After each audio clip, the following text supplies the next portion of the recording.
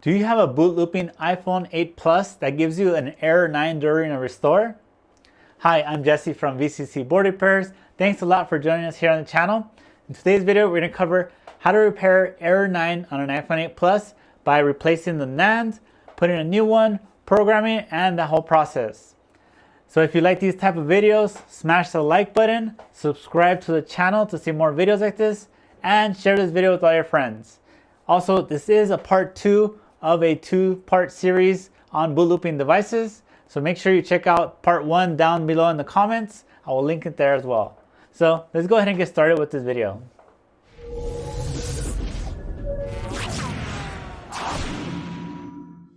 So one thing I've noticed from doing so many of these repairs is that it seems like anytime there's a bloated battery or like a beat up battery or some issue with the battery, it seems to kill the Nand. So, and you can see in this specific case, this battery looks really weird, like it's been messed with. It might be a bad battery, and for whatever reason, a bad battery will kill Nand, and then you have to replace it.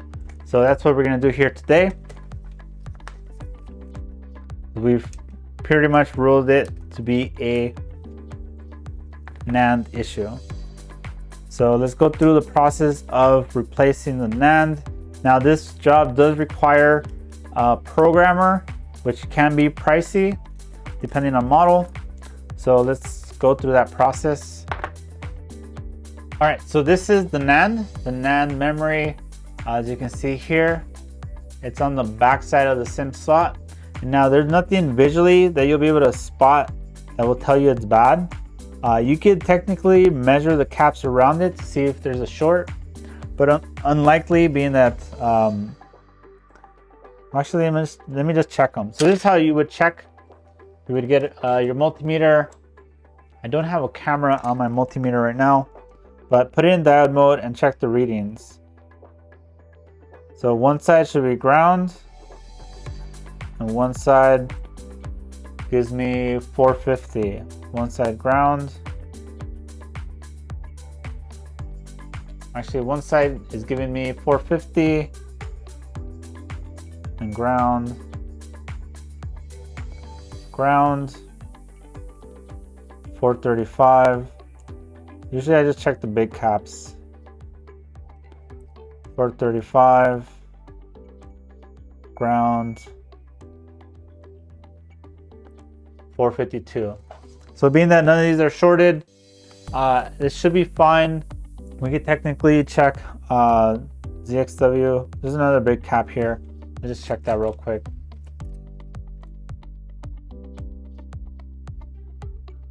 $252, and the other side is going to be ground, just because capacitors generally will have a leg on ground on one side, and that's all underfilled.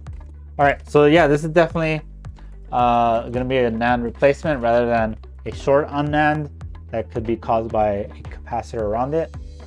Now, one thing is I do want to show you guys is I do have a guide on my site. So go to vccboardrepairs.com/Nand. This will take you to my Nand kind of catalog or a quick reference guide. So essentially gives you all the different Nand for iPhones, and then what is the code that tells you the size. So in our particular case, if you look here on the bottom left camera, you'll see there's a code TSB3243. So we look for a Nand that looks similar. So none of these look similar. None of these.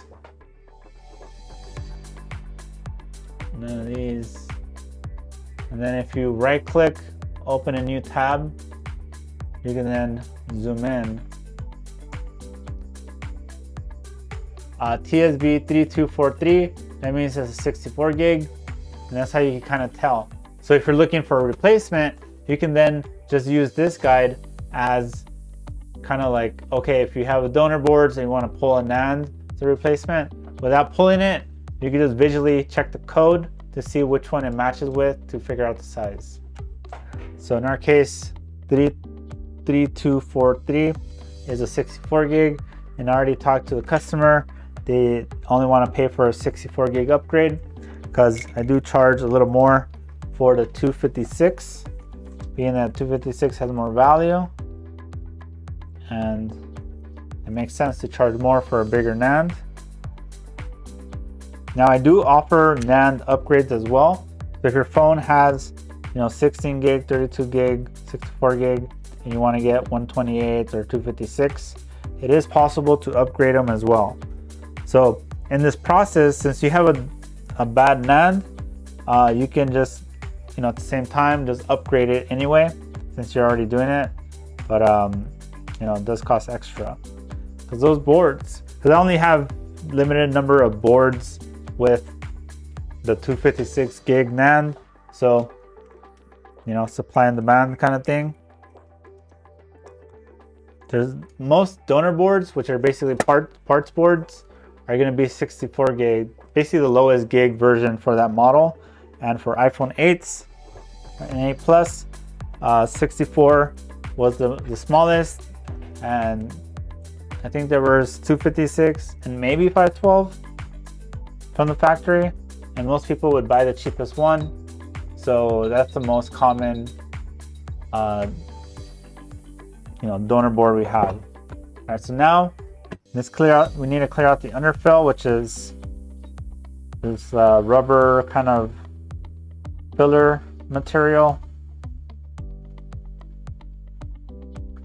And I'm using 250 Celsius as my hot air. I have the board in my preheater set to 120 Celsius.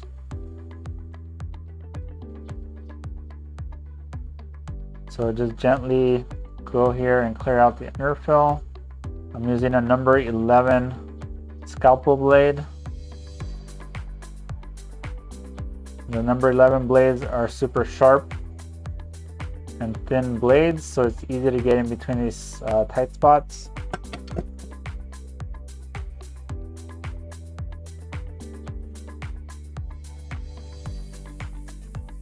So basically, I'm just pushing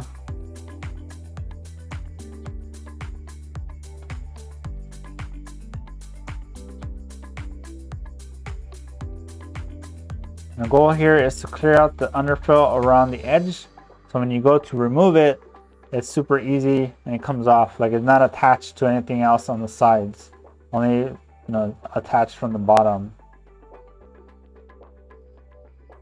So you got to be careful. There's some very delicate components here.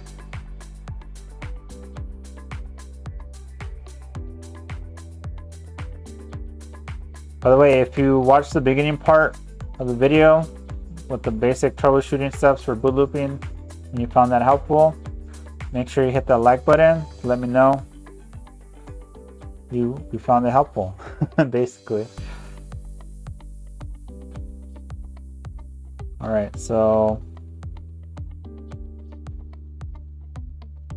also when you have a new blade on your scalpel tool, make sure you're very careful because brand new blades are super sharp and it's super easy to scratch the board, and you don't want to scratch the board.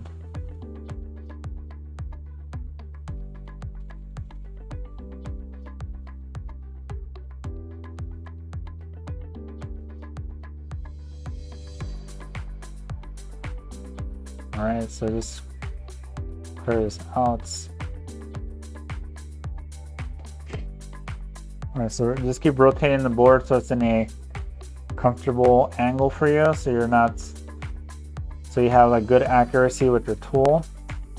If you have a comfortable stance, you'll have a lot more accuracy than if you're like in an awkward position trying to reach for this, for like the underfill.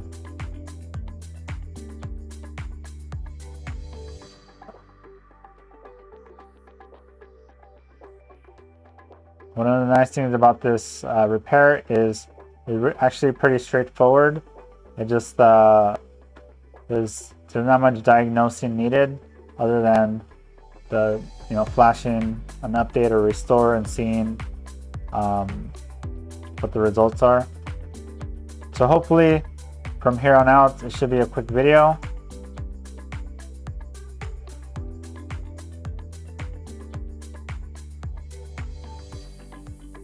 All right, almost.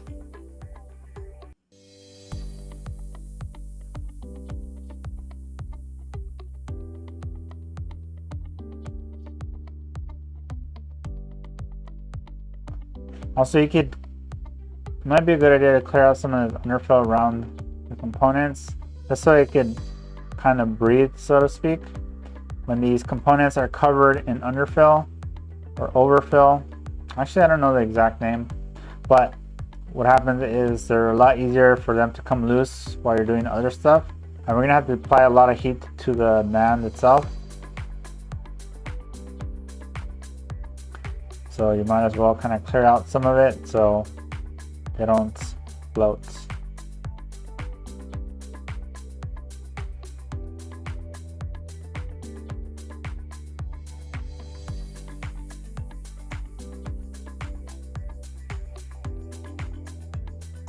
All right, so I think I got most of it on this side.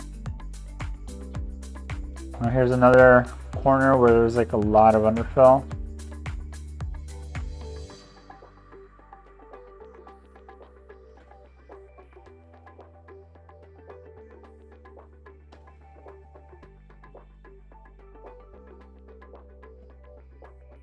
So error 9 has been a super common issue on 6S to 7 Plus, and it's kind of common on 8 and 8 Plus. I've done a few of these.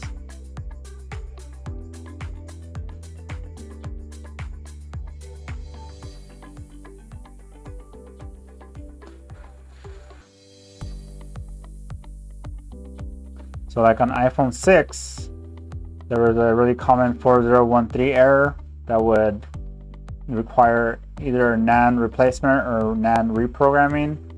Essentially pull the NAND, format it, reprogram the data from it, serial number, Wi-Fi, Bluetooth addresses, the original ones, and then reinstall it and restore it one more time.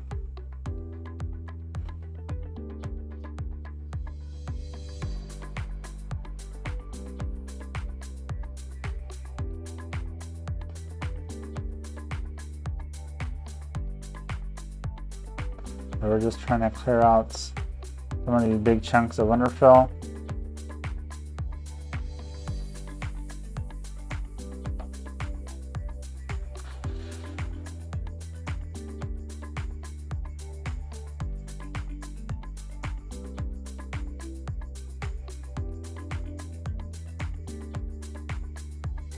Okay, so I pretty much got all the stuff around it. So now I'm going to use my Kianli 007 hook blade and essentially kind of just finish off the job. Oops. Kind of just go in here to make sure that it's pretty much cleared anything from the base of this, like from the surface. My tool might have not made it all the way to the bottom. So doing this kind of helps.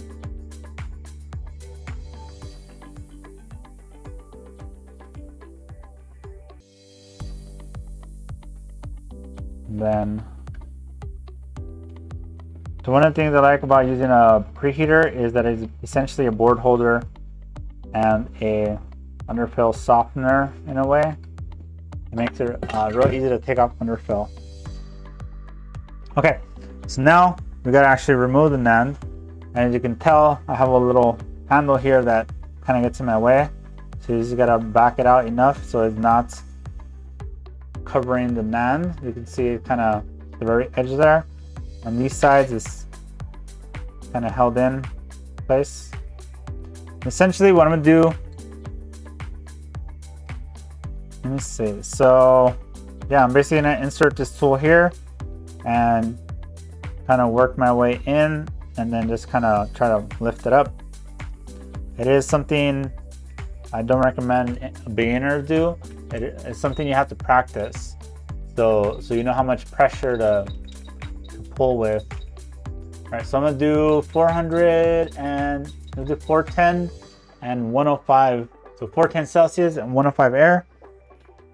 And essentially what you want to do is go in like fast circles as you're trying to wiggle your tool into this part right here.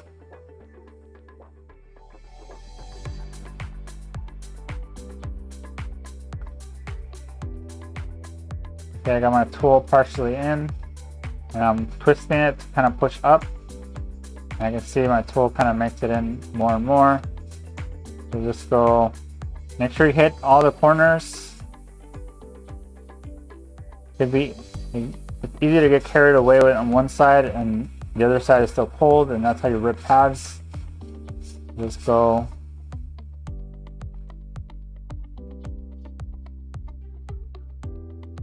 Right here a little more. You see how my tool slowly kind of getting in further and further. There it goes. Now it does get kind of scary at first because you have to essentially pop it off, but with enough practice you'll know how much pressure is safe, and you can see no rip pads.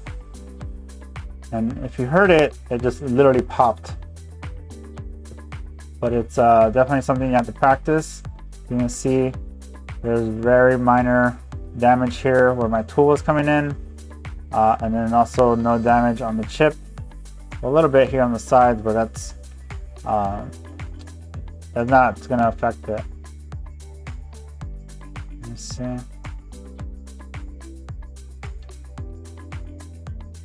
Yeah, like barely on the surface here on the edge. Okay, so let's put the Nands to the side. While this is still pretty hot, so let's try to clean off the underfill. And what I like to do is use my tweezers, which are the Tool 3D tweezers. I'm gonna set my hot air to 250 Celsius and 65 air, and essentially kind of sweep like this. So these tweezers are blunt at the end, so they're not sharp, and makes it real easy to just kind of push away the underfill.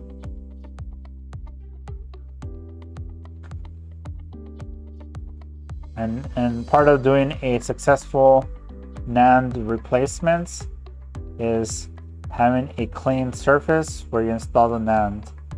So this part is also tedious, but it's easy.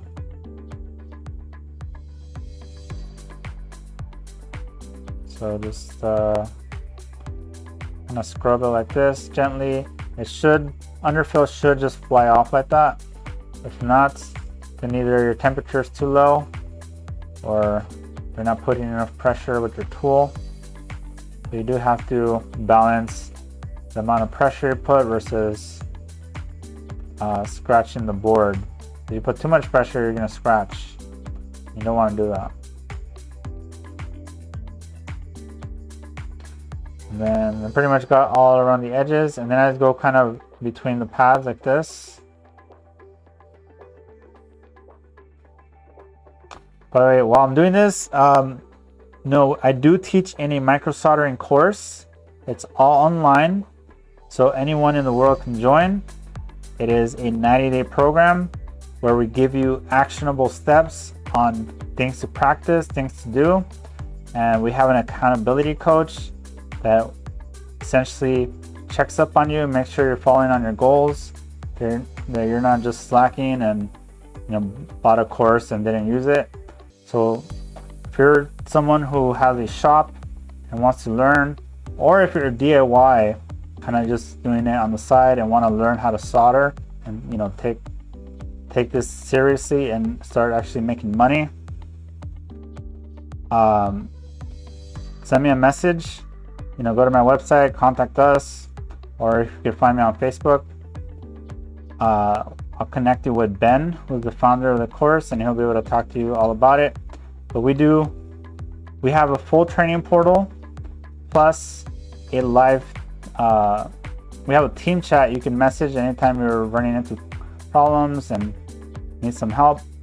And we have 2 live soldering calls where I walk through real life repairs with all the students. It's live and interactive. So like, you know, as we're doing repairs, we're getting questions about like, oh, why are you doing this? Why are you doing that? You know, what if this happens? So if you're interested in learning more about it, let me know. It's nothing like you've seen out there in the market before. There's a lot of in-person courses, but the thing about an in-person course, one, you have to fly in, most likely. Two is you're away from your shop. So if you have a repair shop, that's, you know, and you're like a small team, then your repair shop will have to struggle for that week that you're gone. You have to pay for hotels, and then you're practicing on somebody else's equipment. That just like, that's not realistic for when you get back to your shop, because at your shop you're gonna have maybe slightly different tools, the bench setup will be different and all that. Whereas in our course, you practice on your own equipment, your own shop, at your own pace, and you have 90 days. There's no way you can learn all, you know, everything you need to know in 5 days in a, you know, in-person course. Whereas online, you always have access to our live solder calls. You have access to the student-only Facebook group. There's way more value in our program than what's normally considered, you know, a soldering course. So if that's something you'd be interested in, again, let me know. I'm the lead soldering coach. So if you are familiar with how I teach and, you know, my cameras and, you know, this whole online setup, and you like it, then that's what you're gonna get. We have a lot of students who went from never soldering to doing bottom board swaps, you know, in the program. So yeah. All right, so now I'm gonna prep the pads. I've added some flux. This is one of the crucial steps in soldering, is you want to learn to prep pads. So this is essentially how you prepare the surface of the board to be ready to take on a chip on top of it.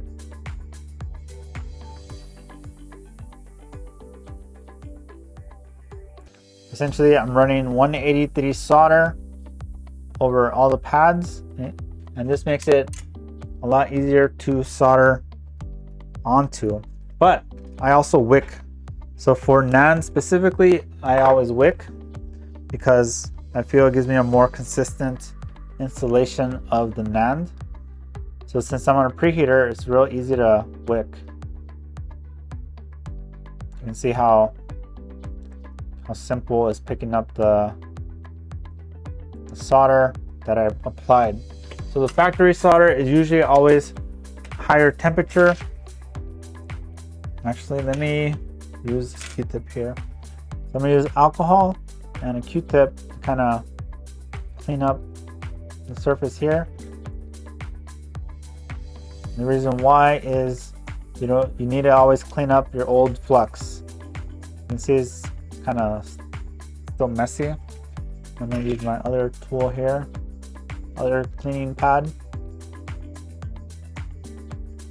to absorb as much as the flux. Because you also don't want a bunch of this flux to go underneath these shields on these sides and like coat all the components with a bunch of flux. And essentially you've moved your problem from here to underneath the stickers. I got most of it. Now I'm gonna apply some alcohol and kind of blow away the last of it. All right, so now let's visually inspect the board for any remaining underfill. There's a little bit here, and a little bit here. Now this doesn't have to be perfect, but not that I like, is I have OCD and I'll often spend too much time on something that probably doesn't even matter. All right, So you'll see here along the edge, there's some components that still have some underfill kind of sticking out. I like to clear this out. Sometimes these little specks of underfill will like kind of protrude a little too far out, and it prevents the NAND from sitting flat or lined up, and it causes problems.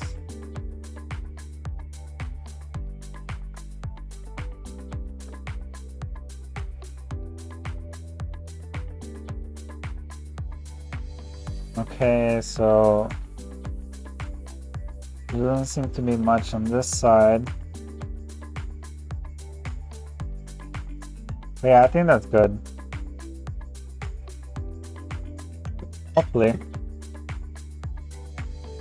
Alright, so now technically the board is ready to go. Now he's got to do the NAND replacement part. Alright, so let's take a look at the NAND. Actually, let's prep the NAND so it has the best chance to be read on the programmer. Okay, so there's not much underfill on here, so they just run solder over it and that should be enough. If we just leave it like this, there's a chance some oxidized pad will not make contact. And then you just apply some solder.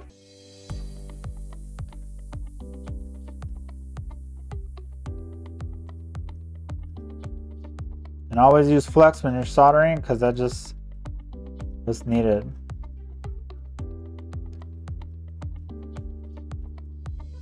Part of the process. Go ahead and then clean it.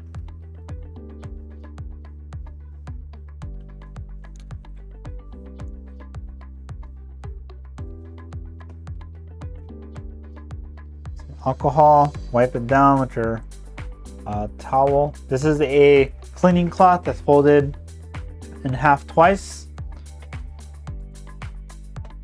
Alright, so this is the NAND. And then this is the programmer we're going to use, the P11. I guess now it's called P11F for some reason. I guess for free. The original, when they originally released this, it wasn't free. You needed credits. And there was a lot of backlash, so then they made it free. So maybe that's why they call it P11. Went from P11 to P11F. All right, so essentially there's a little marker here. I marked it blue so it's easier to see, and then you match it up with the dot on the chip on the NAND. I don't know if you guys can see that. And then you close it, plug it into your PC. Now this is something you would set up already ahead of time, and the program is called JC Repair Assistant. And since we're using the P11, you want to select this one, the BGA 110. So what we're going to do is we need to read this original NAND. So, by the way, this is something you would set up ahead of time. You create a login, you install it, you plug in the device, make sure it's being read before you do anything. So read NAND. Oh, so here on the left, upper left, pick the model. We're dealing with iPhone 8 Plus. Then click read NAND, click confirm. Now this might take a few minutes. So while doing that, let's find our replacement NAND. So here in front of me is another iPhone 8 Plus, and it has the TSB3234, which we saw earlier. There's already a chip with this number. Although I do have some other NANDs here. So I've collected some over my time. So while we wait for, oh look, it saved it. So I'm gonna call this, so it looks like the JC Repair Assistant, the P11 has read the NAND. So red, this is a red iPhone 8 Plus, so I'm just gonna put red, save. Okay, so it read the original. Now let's find the replacements. I'll look under, I think this one should be fine. Let's try it. So what I've done in the past is I wrote 64 gigs on the chip itself. And there's also a TSB3234. So let's just use this one. If you want to know how to pull a NAND from a donor, essentially it's the same step. So maybe I'll just save you guys some time. I do have another video where I go through that process anyway. The iPhone 7 Plus, no, iPhone 7, 32 gig to 264. All right, so what we're gonna do is plug in this NAND into, all right, so this is my original and this is my replacements. Here on the left is basically the NAND, the data we read from the original. And what I like to do, just in case as well, is take a screenshot of this. So on Windows, you press Shift, Windows button, and S, and then let's take a screenshot. That way you don't lose it. And you can also just double check that you're writing the correct information. All right, so what we're gonna do is first just format it. Here in the bottom, we wanna make sure it is formatted for iPhone 8 Plus. Format. And you will give it a second. Okay, so this has formatted the NAND. So let's say I pulled this from an iPhone 10. You wanna format it for iPhone 8 Plus. That way it'll work. If you don't format it, it might not work. You might have issues. You might have some weird formatting, like if you do an 8, like an iPhone 8 NAND on an 8 Plus, you know, the screen might be too small or whatever. So that's why it's important to do that. You know what? So I do notice here the color is incorrect. So let me just double check. I'm going to pull out the replacement. It was stuck. All right, so I'm gonna put the original back. I'm gonna read it one more time. I just wanna make sure that this comes back as red. So this is a red 8 Plus. Okay, so now this came back. I'm gonna overwrite the same one. And yeah, so for whatever reason, it read the color as black, even though it's a red phone. So that's fine. Because really it's just a screen. This setting is when you turn on the phone, does it want a white background with the black logo or a black background with the white logo? So there's two basic front colors for iPhones. So that's that, and that's technically correct. So really the important thing is that we have the original serial number, original Wi-Fi, and original BMAC or Bluetooth MAC address. And that's really what we want on the new NAND. So let me pop out the original, place the replacement. So I've already formatted this for iPhone 8 Plus. You want to click modify. Correct. Also make sure you unlock Wi-Fi is selected. And then write yes.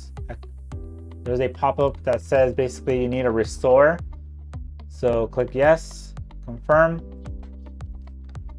And then it's gonna write the NAND data, essentially this information here, into the NAND.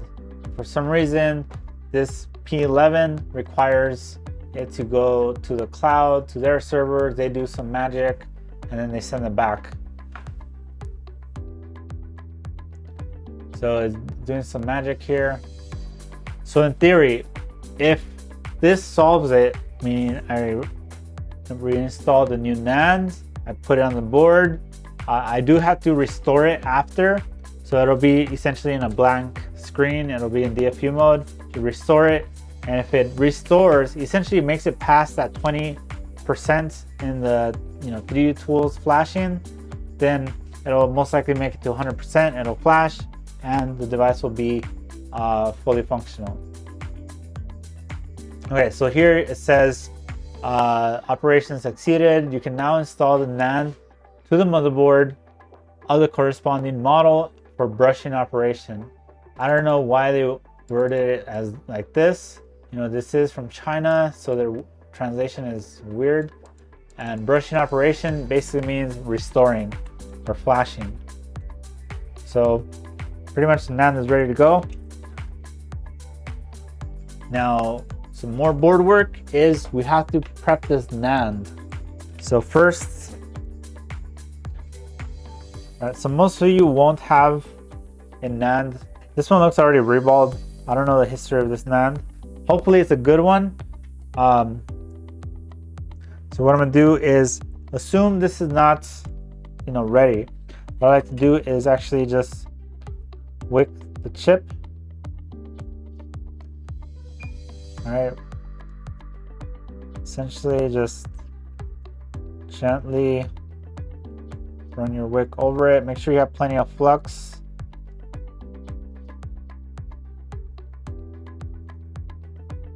Now it doesn't have to be perfect, but as long as the pads are all flat, then you're good for the next step, which is the actual reball.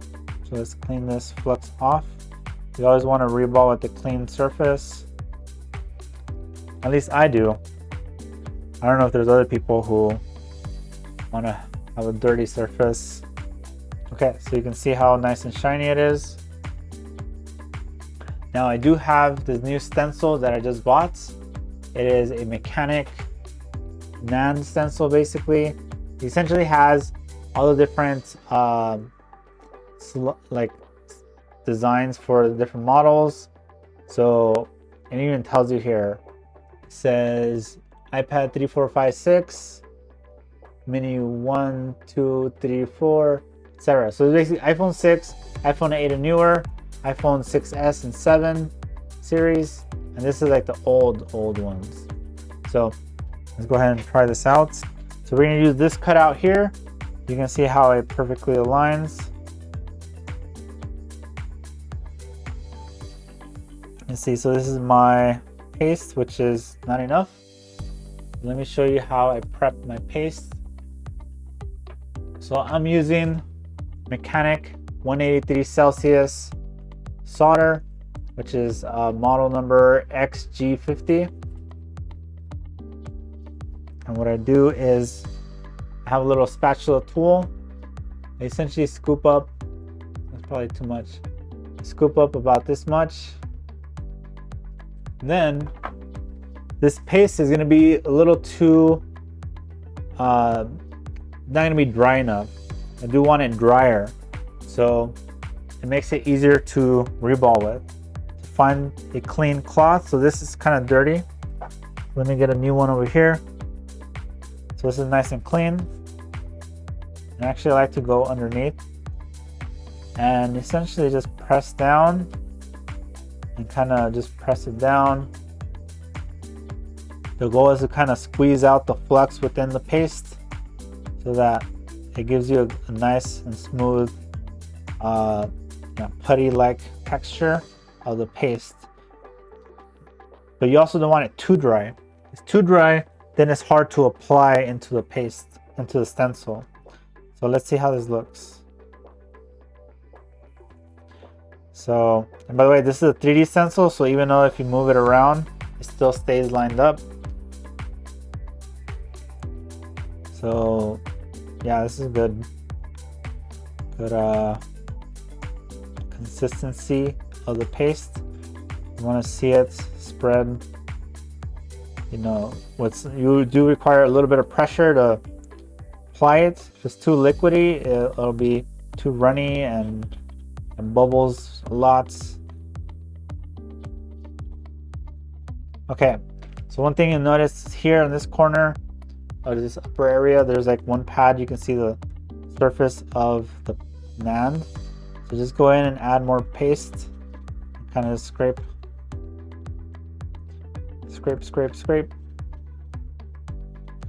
Then all the holes are filled.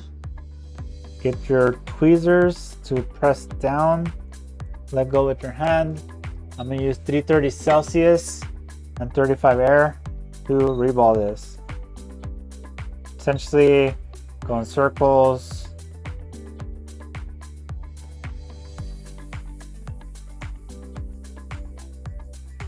Just keep going in circles. Once you see the texture of the paste kind of start moving around and kind of bubbling, or not necessarily bubbling, but like it's kind of building a little bubble on some pads, or you see it kind of turning a little liquid. Oh, look at that. Since this paste is really dry, I didn't do any of that kind of bubbling. Okay, just heats. And there you go. You can see all the solder balls are now formed. All right, you don't want to wait too long, because then the chip gets stuck to a stencil and it makes it difficult to remove.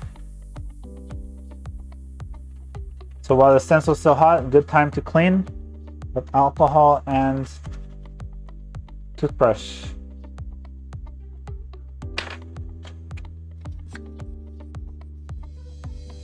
Okay, so this is nice and clean and ready for the next job.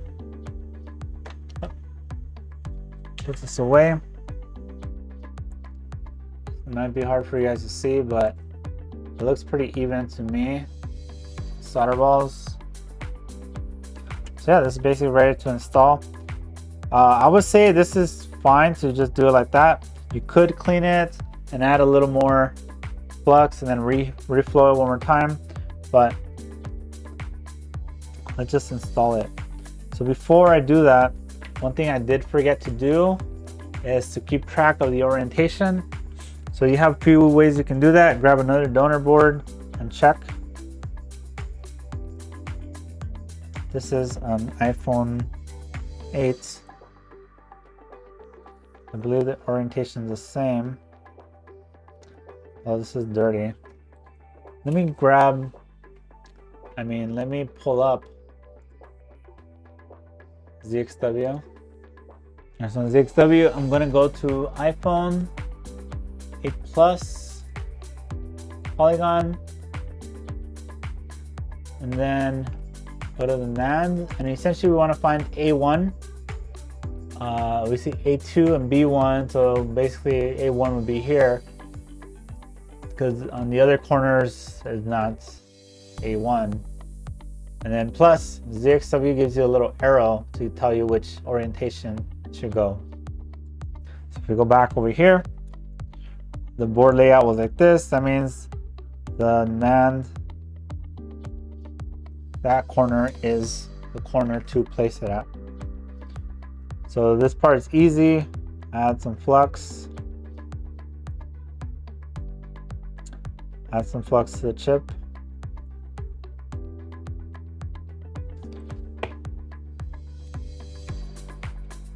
Now also, one trick to all this is I do have a set of tweezers that I physically bent. Like I just held it like this for a little bit and created these wide grip tweezers. This makes it easy to, for example, grab the Nand all the way across it.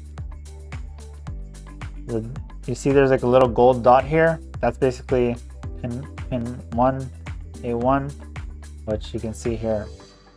Then we align it, and then we can install it. So to install it, I'm gonna start off with 365 and 65 air.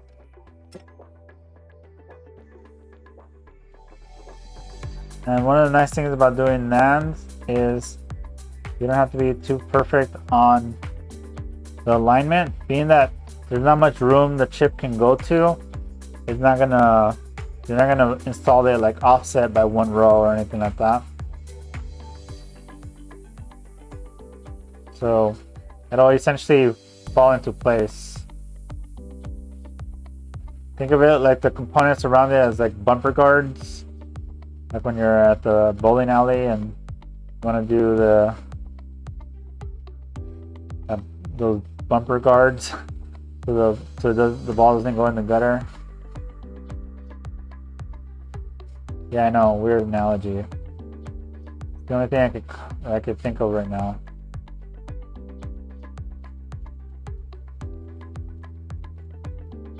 Alright, so just go in circles. And then I don't know if you guys can see, but I'm trying to bump the chip just to make sure. Oops. Yeah, see how I can bump it and it snaps back into place? That tells me all the solder balls have melted and technically should have combined with the pads underneath. So if that happens, the liquid solder balls can be pushed and the liquid surface tension will pull it back into place. So now that we've done that, we can take out the board off the preheater. I'm going to put it on the napkin here and clean it up. So drop ISO. I do want to wait before touching it so that the solder solidifies and I don't ruin the reball. I think it should be enough. I do want to clean off all this excess flux that's on here. Although the stickers might not look pretty, at least the board won't be full of old nasty flux. So if you hate old nasty flux, let me know in the comments. I hate it. In comments, I hate old nasty flux. You can see how dropping alcohol and using a little duster. Now, just for good measure, let's check underneath the stickers to see if I got a lot of flux.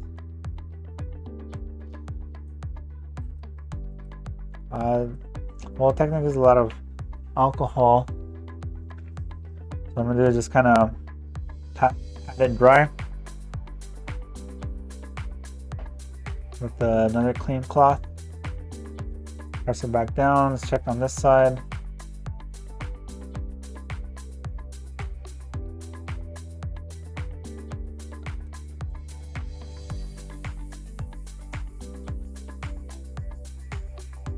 Yeah, I got a lot of alcohol and flux in here, so let me just clean it up. Because once this stuff dries and it gets really nasty, it just looks gross. Just kind of pat it dry. Alright, this should be good. And fold it back over, and now we're ready to restore. Alright, so I can plug this, unplug this.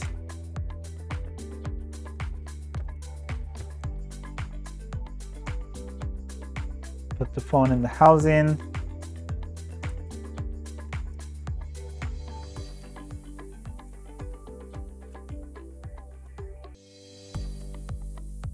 So one of the things I hate about the 8 Plus is the charging port design. The way it's kind of laid out essentially kind of makes it difficult to plug in and stay plugged in. It's like the natural kind of shape of it wants to fold back open, like fold this way. So it's a really weird kind of setup here. Okay, so have it all plugged in. Let's go to 3U tools. All right, should be in DFU mode. And yeah, you can see DFU mode, the flash, same thing, quick flash. Now the actual flash, it doesn't really have to be, it doesn't matter which one you do, because in theory, the phone is fixed. So,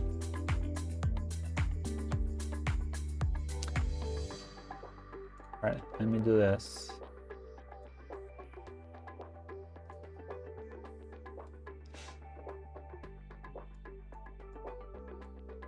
So let's take a look at the screen of the phone.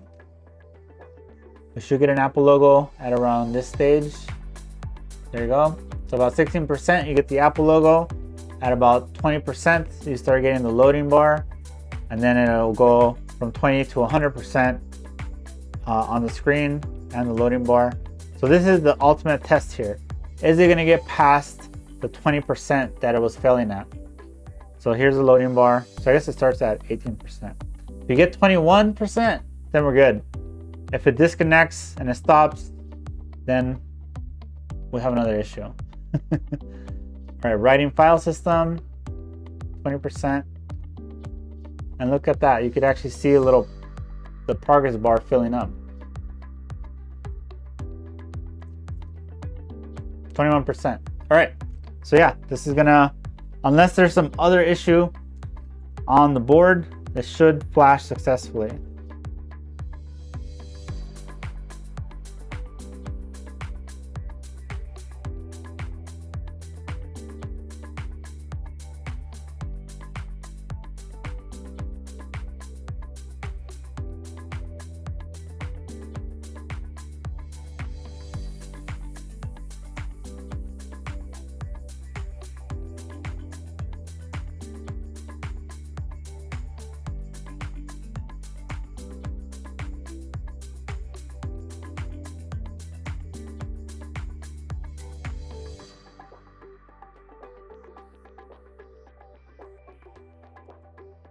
All right, so you can see we're now at 91%, so it should finish any second now.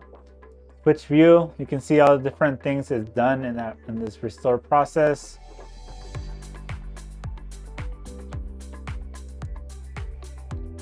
So it looks like this is going to be a success any second now. Now, if you wrote the correct data, so the correct serial number, Wi-Fi, Bluetooth, and then obviously you want to put your region. Look at that, I think it's finished. Look at that. So it's successfully completed. The phone goes black, and then you'll see that it'll boot up any second now. Any second now. So there it goes. All right, so now it's gonna boot up. It's gonna get to the hello. Actually, no, it's gonna do one more progress bar. So it essentially finished loading the operating system, and then you'll get the hello screen. So you can see it there. If you look at 3U tools, it's now detected it again, and you can see here it's definitely, phone is technically fixed. Now, one thing about 3U tools is there's this button here but it says activate now. This lets you activate the phone. Activation means when you go through the setup process, you say, you push home, it says pick your language, pick your region, and then it tells you, it's checking with the Apple servers, and then it comes back with, to put in your iCloud info, or it just skips that and it goes to, set up your Touch ID, set up your password. Activation is that process where it checks with Apple to make sure this is a legit device and it can be used. Because Apple will block you if you don't have the right information written on the device, like the serial number, Wi-Fi, and Bluetooth. So if any of those serial number, Wi-Fi, or Bluetooth numbers are mismatched from the original Nand, it will not work. So you can push activate now, click start, and you can see now we're at the hello screen.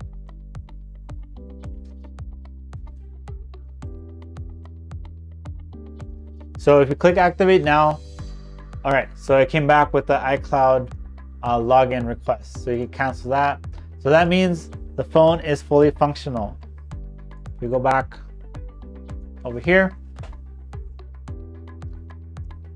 Language, country.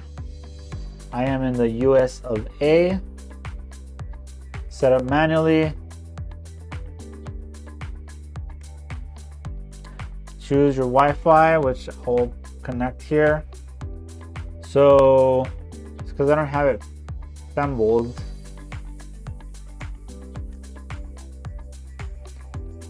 What happens is I don't have the Wi-Fi antenna, so when the signal is weak, it will not connect to Wi-Fi. So give me 1 second. Let me plug in the antennas and then. Okay, so I've installed the antenna. I got connected to Wi-Fi. Now you can see it's iCloud locked, but I do have the customer's PIN. So you can see I can put their iCloud, or it gives me an option to put a PIN. So let me do that, and then we can get on to the next step. So yeah, once you connect to Wi-Fi, it'll take you to the iCloud screen. If you get past the iCloud screen, that means you've activated the phone. If you don't get past the iCloud screen, then the phone is not activated. So I put in the PIN. It takes a little bit, and then it will finish setting up. So don't use, don't use, don't use, don't transfer, forgot password, set up later, don't use, agree.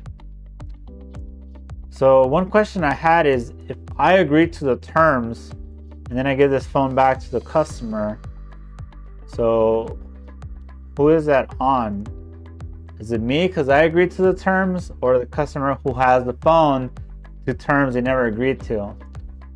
These are all questions I ponder about when doing repairs. All right, so you can see full Wi-Fi list. Bluetooth is working. Let's see, check the cameras. So 1x and 2x work. Selfie cam works.